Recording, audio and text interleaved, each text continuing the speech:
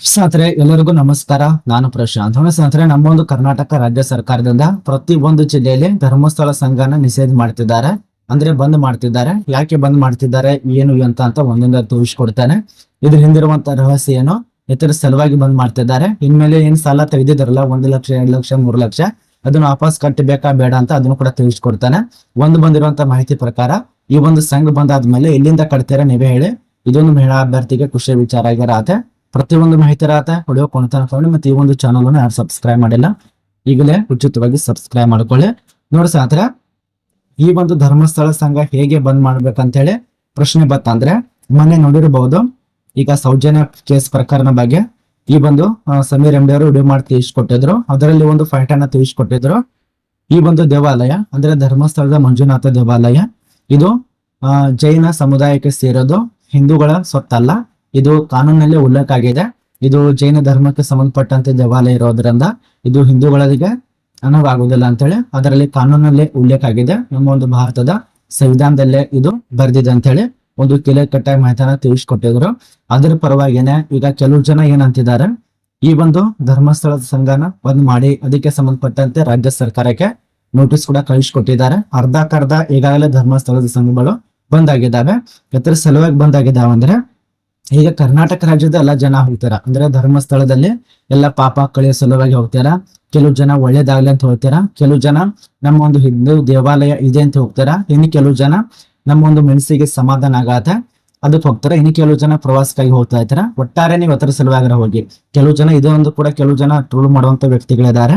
ನೋಡಿ ಸಾತ್ರ, ಈ ಒಂದು ಧರ್ಮಸ್ಥಳ ಕೆಲವು ಜನ ಹೋಗ್ತಿರಲ್ಲ, ನಮ್ಮ ಒಂದು ಕರ್ನಾಟಕ ರಾಜ್ಯ ಸರ್ಕಾರದಿಂದ ಅಲ್ಲಿ ಒಂದು ಪುಣ್ಯ ಕ್ಷೇತ್ರ ಅಂತ ಹೇಳಿ ಈ ಒಂದು ಹಿಂದೂಗಳು ನಂಬಿದ್ದಾರೆ.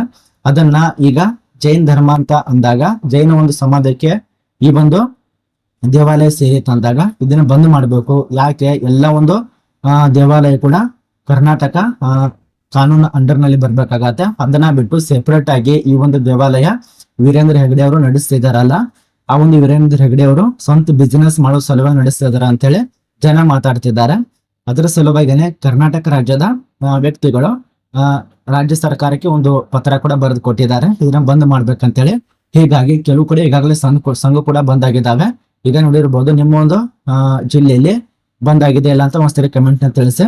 ಕೆಲವು ಜನ ಏನ್ ಅಂತಿದ್ದಾರೆ ಅಂದ್ರೆ, ಈಗ ಕರ್ನಾಟಕ ರಾಜ್ಯ ಸರ್ಕಾರದಿಂದಾನೇ ಕರ್ನಾಟಕ ಜನರೇ ಹಣ ಕೊಡ್ತಾರಲ್ಲ, 1 ಲಕ್ಷ 2 ಲಕ್ಷ 3 ಲಕ್ಷ 5 ಲಕ್ಷ 1 ಕೋಟಿ 2 ಕೋಟಿ ಈ ರೀತಿಯಾಗಿ ಹಣ ಕೊಡುತ್ತಲ್ಲ, ಆ ಒಂದು ಕೊಟ್ಟಂತ ಭಕ್ತರಿಂದ ಕೊಟ್ಟಂತ ಹಣವ ನಿಮಗೆ ಸಂಘದಲ್ಲಿ ಕೊಡ್ತಾರೆ.